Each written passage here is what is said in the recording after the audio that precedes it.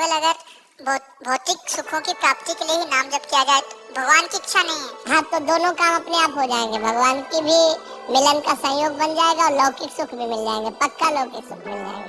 तो हम अगर ये कि केवल नाम जप करने से लौकिक कामनाएं पूर्ण हो जाएंगी, हाँ पूर्ण हो जाएंगी, सब कामनाएं पूर्ण हो जाएंगी। हम उदाहरण है, तो हम तुम्हारे पास उदाहरण है। वो व्यक्ति है जिसके खाने के लिए एक टुकड़ा रोटी नहीं, जिसके रहने के लिए 1 इंच जमीन नहीं, जिसके पास 1 रुपया नहीं, एक आदमी बात करने वाला नहीं। आज आप देख लीजिए, तो ये क्या है?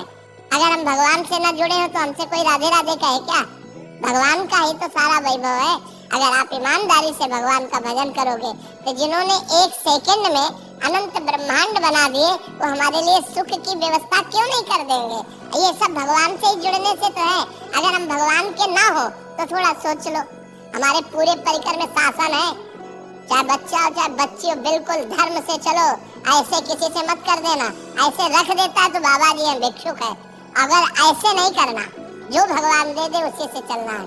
तो भगवान के सहारे रहने से, भगवान का नाम जप करने से इस लोक में भी माला माल हो जाओगे, इस लोक में भी, परलोक में तो हो ही जाओगे, इस लोक में भी। पर पहले हम ये आपको समझना होगा कि जैसे आपके पाप है 500 ग्राम और आपका भजन है 25 ग्राम, तो आपका लोड कितना है पाप का? अभी काम नहीं बनेगा। जब 500 क्रॉस कर जाओगे तब माला माल हो जाओगे। जब आपका भजन 500 क्रॉस करके 600 में पहुंचेगा तब सब सिद्धियां रुपया पैसा सब मारा घूमेगा, क्योंकि भगवान सबके स्वामी है और आपने भगवान का भजन किया तो सब कुछ प्राप्त होगा। इसलिए चिंता नहीं करना चाहिए, भगवान का चिंतन करना चाहिए। महाराज जी एक तरफ तो कामना करनी पड़ती है फिर भी पूरी नहीं हो रही। महाराज जी हम आपके आश्रय जन है, हमने तो ना चाह की, बट हमें इतना भरोसा कि महाराज जी आपके आश्रय में प्रभु के आश्रय में इसमें क्या है कि हम लोग भगवान को पूर्ण जब समर्पित हैं तो जैसे माँ को चिंता होती कि बच्चे को बाल भोग करवाना है, बच्चे को राजभोग कराना है, चल अब खेलना बंद कर, बाल भोग कर, राजभोग कर, ऐसे भगवान हमारी व्यवस्था करते हैं। हम कामना नहीं करते पर वो भगवान व्यवस्था करते हैं आगे से आगे। हाँ, करो सदा तिनके रखवारी, जिम बालक राखे मातारी। आगे से आगे भगवान व्यवस्था करते हैं। बिल्कुल निश्चिंत हो जाओ, बिल्कुल निर्भय हो जाओ। भगवान तुम्हें बहुत प्यार करते हैं, पर बस भगवान का भजन करो। तब भजन नहीं करोगे तो समझ नहीं पाओगे, भगवान के प्यार को नहीं समझ। भगवान के बिना शांति नहीं। देखो जैसे लोग पशुओं को भूंज भूंज के खाते हैं, हम कहते हैं दया करो इन जीवों पर, तुम ऐसा पाप कर रहे हो तुम्हें भूंज देगा काल। आप शराब मत पियो, बहन बेटियों की तरफ गंदी बातें मत करो, नाम जप करो, परोपकार करो, अभी आनंद आने लगेगा। अब लोग पाप कर्म करते हैं और चाहते सुख है तो कैसे मिल पाएगा? गंदे आचरण करोगे, पाप कर्म करोगे तो सुख कैसे मिल पाएगा? उर्मिला जी अहमदाबाद से। राधे राधे महाराज जी। महाराज जी हमें भगवान से सांसारिक सुख मांगने की प्रार्थना करनी चाहिए? जरूर। हम संसार में हैं, अगर हमारे अंदर कोई आकांक्षा है तो अन्य से ना कहकर भगवान से कहना चाहिए। भगवान ने 4 प्रकार के भक्त बताए हैं, आर्त, अर्थार्थी, जिज्ञासु और ज्ञानी। आर्त संकट निवृत्ति के लिए केवल भगवान का आश्रय, अर्थार्थी धन प्राप्ति के लिए केवल भगवान का आश्रय, जिज्ञासु अपने आप को भगवान के चरणों में समर्पित करने के लिए जो ज्ञान चाहिए, हमारी हर जिज्ञासा की पूर्ति जगत गुरु भगवान से, और ज्ञानी जो भगवान में अभेद हो चुका है, जो भगवत स्वरूप हो चुका है, ब्रह्मविद ब्रह्मई भवति। तो हमारे शास्त्र आज्ञा करते हैं कि अगर हमें अर्थ की प्राप्ति चाहिए तो केवल भगवान से चाहिए।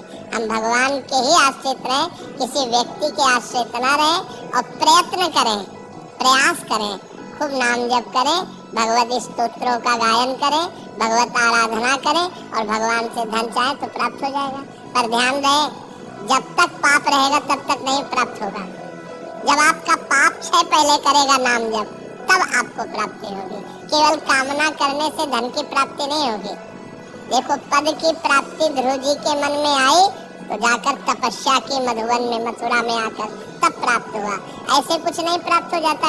आपके पास तप हो, आपके पास भजन हो, आपके पास साधना हो, तब आपकी कामना पूर्ण होगी। आप व्रत, नियम, संयम, तपस्या, भजन इनको स्वीकार करें, कामना करें या न करें आपको सुख घेर लेगा। और आप ये सब ना करें तो लाख कामना करते रहो, किसी मंदिर में जाके ऐसे पूर्ण होने वाली है क्या? कभी तुक्का लग जाए पुण्य का तो बात अलग की बात है, न कि नहीं ऐसे पूर्ण होने वाली नहीं। बकाया जरूरी है हमारी आवश्यकताओं की पूर्ति के लिए हम अपने भगवान से प्रार्थना करें और साधन करें, नाम जप करें, व्रत करें, स्तोत्रों का पाठ करें, तो भगवान कृपा करेंगे, हमारी कामना पूर्ण हो जाएगी। अलग अलग कर्म स्वरूप अलग अलग फल मिलता है महाराज जी। जैसे कोई अच्छा पुण्य कार्य कर दिया, प्याऊ लगा दिया, भंडारा, जैसे जो धनी पुरुष है महाराज जी, उन्होंने भी तो पाप किए होंगे महाराज जी। हाँ, तो इनको पाप का फल मिलेगा। हाँ, पाप का फल मिलेगा। अभी पुण्य का फल चल रहा है, इसलिए इन्हें विध्वंस हो जाएंगे। जो पाप करेंगे चाहे जितने बड़े धनी मिट्टी में मिल जाएंगे। रावण की खोपड़ी को अपनी गोद में रखकर मंदोदरी कहती, राम विमुख का सहाल तुम्हारा रहा नको कुल रोवन हारा। उससे बड़ा विद्वान, उससे बड़ा धनी, उससे बड़ा बलवान कौन हो सकता है? मिट्टी में मिला दिया भगवान ने। इसीलिए चाहे जितने बड़े तुम आज धनी हो, पुण्य के प्रताप से हो, अगर आज मतवालापन करोगे, पाप करोगे, तो कल तुम नष्ट हो जाओगे। न लोक के रहोगे, न परलोक के रहोगे। इसलिए धर्म से चलना चाहिए। वर्तमान के सुख दुख को देखकर प्रभावित नहीं होना चाहिए। कोई धर्म में चल रहा है, दुखी दिखाई दे रहा है, उसका पूर्व का पाप चल रहा है, वर्तमान में बहुत अच्छा चल रहा है। कोई वर्तमान में बहुत गलत चल रहा है और सफलता को प्राप्त हो रहा है, तो उसका पुण्य काम कर रहा है। लेकिन वर्तमान का कर्म जब फल देगा तो नष्ट हो जाएगा, क्योंकि वर्तमान में गलत कर रहा है, अधर्म कर रहा है।